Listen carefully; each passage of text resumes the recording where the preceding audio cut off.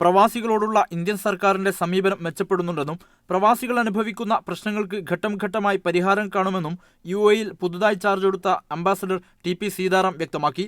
വിദേശ രാജ്യങ്ങളിലെ ഇന്ത്യക്കാർ അഭിമുഖീകരിക്കുന്ന പ്രശ്നങ്ങളെ സംബന്ധിച്ച് 2002 LM സിംഗ്വി കമ്മിറ്റി സമർപ്പിച്ച റിപ്പോർട്ടിന് ശേഷമാണ് സമീപനത്തിൽ മാറ്റമുണ്ടായത്.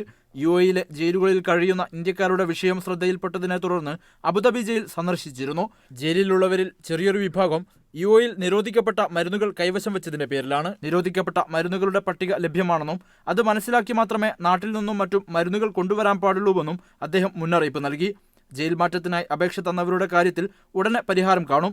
ഇന്ത്യയും UAE-യും തമ്മിലുള്ള വ്യാപാര ബന്ധം മെച്ചപ്പെടുത്തുവാൻ ഇരു രാജ്യങ്ങളും പരസ്പരം നിക്ഷേപങ്ങൾ വർദ്ധിപ്പിക്കണം. ചെറുകിട വ്യവസായത്തിന് പുറമെ വൻ നിക്ഷേപ പദ്ധതിയുമായി ഇന്ത്യയിൽ നിന്നുള്ള സംരംഭങ്ങൾ UAE-യിലേക്ക് വരണമെന്നും അദ്ദേഹം ആവശ്യപ്പെട്ടു.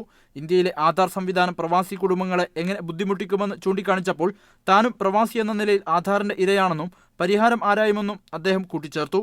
എംബസി, കോൺസുലേറ്റ്, നോർക്ക പോലുള്ള സർക്കാർ സംവിധാനങ്ങളുമായുള്ള പ്രവാസികളുടെ ബന്ധം മെച്ചപ്പെടണമെന്നും പ്രശ്നങ്ങൾ അധികൃതരുടെ ശ്രദ്ധയിൽപ്പെടുത്തണമെന്നും അദ്ദേഹം ആവശ്യപ്പെട്ടു. We will look into it and see if it is something that we can do ourselves in consultation with the airlines also. I think some airlines requirement is there. കാലാവധി പൂർത്തിയാക്കിയ അംബാസഡർ MK ലോകേഷിന് ശേഷം മലയാളി കൂടിയായ TP Sitaram ദിവസങ്ങൾക്ക് മുന്നെയായിരുന്നു UAE-യിലെ Indian ambassador സ്ഥാനം ഏറ്റെടുത്തത്.